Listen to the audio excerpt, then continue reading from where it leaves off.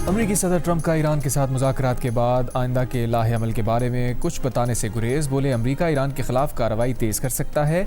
Oval office में सहाफ़ियों से गुफ्तगू में ये दावा भी किया कि अमरीकी बहरिया ने पूरी आबनाए हुर्मुज़ को बारूदी सुरंगों से साफ़ कर दिया है। आबनाए हुर्मुज़ को कंट्रोल कर रहा है अमरीका। ईरान से पहुँचाए गए नुकसानात का हर्जाना तलब करने जा रहा है।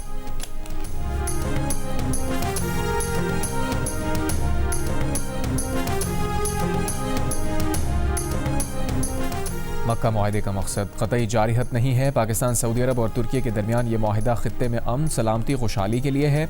वज़ीर आज़म शहबाज शरीफ की वफाकी काबीना को ब्रीफिंग। वज़ीर आज़म, नायब वज़ीर आज़म, फील्ड मार्शल को मुदब्बिराना और दूर अंदेश क़यादत पर खिराज तहसीन की करारदाद मंजूर।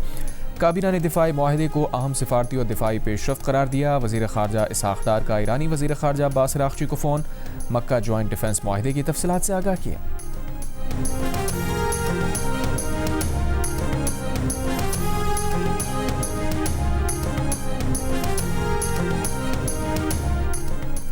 ईरान का कहना है कि मक्का दिफाई मुआहदा तेहरान के लिए ख़तरा नहीं। मुआहदे के फ़रीक तीनों ममालिक से ईरान के गहरे ताल्लुकात हैं। ख़ित्ते के ममालिक समझ चुके कि सिक्योरिटी ऐसी चीज़ नहीं जिसे झूठे ब्रोकर से ख़रीदा जा सके। तर्जुमान ईरानी वज़ारत ख़ारजा ने खलीजी ममालिक पर जोर दिया कि वो अमरीका को ईरान के ख़िलाफ़ अपनी सरज़मीन इस्तेमाल ना करने दें। आज़ाद कश्मीर के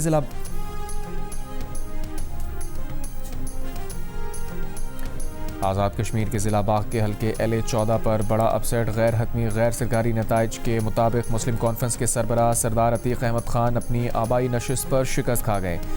जम्मू कश्मीर दस्तो बाजू पार्टी के सरदार साजिद इकबाल जीत गए। साजिद इकबाल ने 40,702 वोट हासिल किए, जबकि सरदार अतीक 19,542 वोट हासिल कर सके। LA-15 पर पीपल्स पार्टी के ज़िया कमर को बरतरी। LA-16 पर मुस्लिम लीग नून के सरदार मीर अकबर खान आगे। LA-17 हवेली की नशिस्त पर पीपल्स पार्टी के वज़ीर आज़म आज़ाद कश्मीर फैसल मुमताज़ राठौर को बरतरी। नून लीग के मोहसिन अजीज़ का नताइज बदलने का इल्ज़ाम। RO ऑफिस के सामने धरना एहतजाज।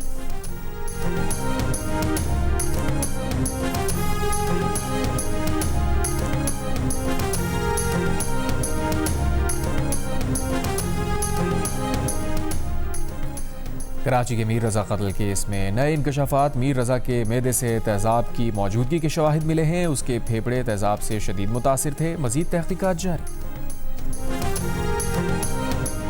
सोशल मीडिया पर सिंध के वज़ीर शर्जील मेमन की मुबैना किरदार कुशी। National cyber crime investigation agency ने 4 अफराद को जुमेरात को तलब कर लिया। शर्जील मेमन ने सोशल मीडिया पर हतक इज़्ज़त, मन घड़त मवाद की तशहीर की शिकायत की थी। तलबी का नोटिस सैयद अब्दुल्ला, अमीन कुरैशी, बिलाल वारसी और उबैद कुरैशी को जारी। नोटिस में कहा गया है कि 4 अफराद 13 अगस्त सुबह 11:30 बजे NCCIA के दफ्तर पेश हों। 4 अफराद को दिफा में रिकॉर्ड और डिजिटल डिवाइसेस भी साथ लाने की हिदायत।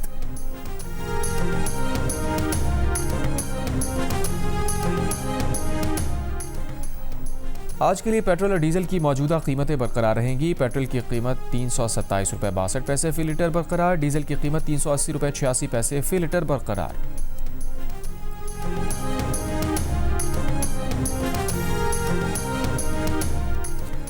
वज़ीर मवासलात अब्दुल अलीम खान और ऑल पाकिस्तान गुड्स ट्रांसपोर्टर्स मालिकान के नुमाइंदों के मुज़ाकरात। सदर गुड्स ट्रांसपोर्टर्स मालिकान अवैस चौधरी ने कहा वज़ीर मवासलात से आज फिर मुज़ाकरात होंगे। वज़ीर मवासलात ने 4 वज़ारतों से बातचीत करके आज दोबारा मुलाकात करने का वादा किया है। गुड्स ट्रांसपोर्टर्स की हड़ताल के बायस मुल्क के मुख्तलिफ शहरों में सब्जियों और खाने पीने की चीज़ों की कीमतों में इजाफा।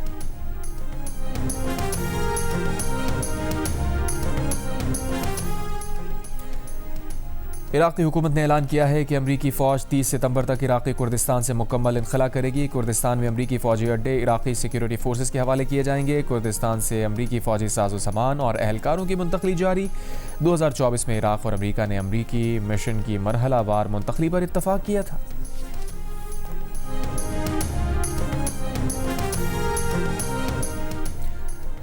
27 सितंबर को इस्लामाबाद की तरफ लॉन्ग मार्च की कॉल पर पाकिस्तान तहरीक इंसाफ में इख्तलाफात शिद्दत इख्तियार कर गए। पार्टी के बैरून मुल्क मुकीम रहनुमाओं ने इल्ज़ाम लगाया है कि वज़ीर आला खैबर पख्तूनख्वा सोहेल आफरीदी ने वस्त अगस्त के बजाय 27 सितंबर को लॉन्ग मार्च की कॉल किसी खुफिया डील के नतीजे में दी।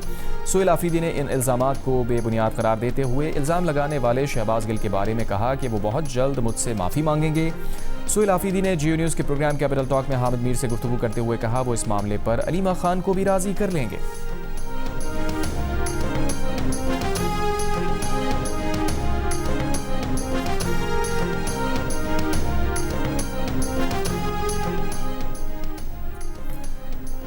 वज़ीर आला खैबर पख्तूनख्वा सुहेल आफरीदी का कहना है कि हुकूमत के खिलाफ मज़ाहमत के अलावा कोई ऑप्शन नहीं। बानी से मुलाकात के लिए कहीं सुनवाई नहीं हो रही।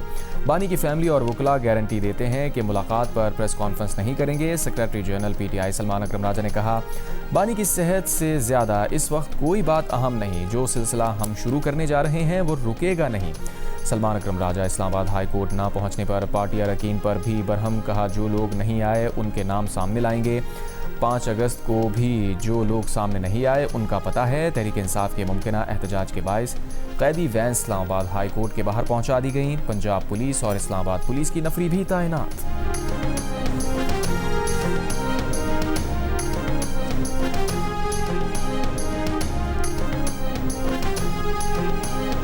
और अदालतों में पार्लियामेंटेरियंस का काम नहीं है सर। पार्लियामेंटेरियंस अदालतों के बाहर खड़े होंगे।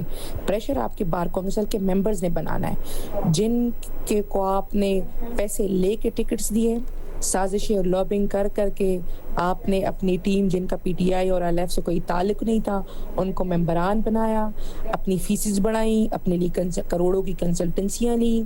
कहाँ है लोग? आपने कोई देखे हैं? आप मुझे दिखाए ना कोई एक शख्स, मुझे गलत साबित करे। ओए बीबी, मेरी जिंदगी एक खुली किताब है। मैंने जिंदगी ऐसे नहीं गुजारी।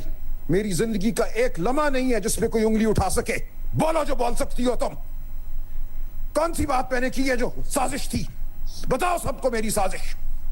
मेरी जिंदगी हर बंदा जानता है जो मुझे जानता है। 5 साल की उम्र से एक लम्हा ऐसा नहीं है जिसके बारे में मुझे कोई शर्म हो या जिसको मुझे छुपाने की जरूरत हो। मैंने बहुत खुली जिंदगी गुजारी है, सच के साथ, हिम्मत के साथ। बोलो अब तुम। PTI रहनुमा एक बार फिर आपस में लड़ पड़े। PTI के जनरल सेक्रेटरी सलमान अकरम राजा और मशाल यूसुफजई की तल्ख कलामी की मुबैना ऑडियो लीक हो गई। मशाल यूसुफजई ने कहा कि आप रोज़ आकर कहते हैं पार्लियामेंटेरियंस ये और वो, बार काउंसिल के अरकान कहाँ हैं? पार्लियामेंटेरियंस का काम अदालतों में नहीं, प्रेशर बार काउंसिल के अरकान ने बनाना है। मशाल यूसुफजई ने कहा कि जिनसे पैसे लेकर उन्हें टिकट दिए गए उनका PTI से कोई ताल्लुक़ नहीं था, उनको मेंबर बनाया गया। अपनी करोड़ों की कंसल्टेंसी फीस ली। आपने बानी PTI के अकाउंट को इस्तेमाल करके अपने लिए ट्वीट्स की हैं। सलमान अकरम राजा ने मुबैना वॉइस मैसेज में कहा कि उनकी ज़िंदगी का कोई एक लम्हा ऐसा नहीं जिस पर कोई उंगली उठा सके।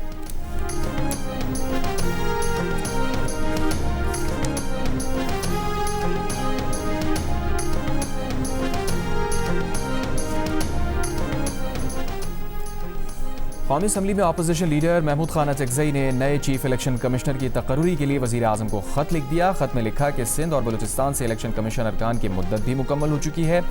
इलेक्शन कमीशन के अहम आइनी ओहदों पर फौरी तैनाती की जाए। इलेक्शन कमीशन में खाली असामियों पर नामजदगियों को हतमी शक्ल देने के लिए फौरी मुलाकात होनी चाहिए। मगरबी कोलंबिया में 7.4 शिद्दत का तबाहकुन ज़लज़ला, दर्जनों इमारतें गिर गईं, 111 अफराद हलाक, 87 ज़ख्मी। बड़ी तादाद में लोगों के मलबे तले दबे होने का खदशा, रेस्क्यू कोशिशें जारी।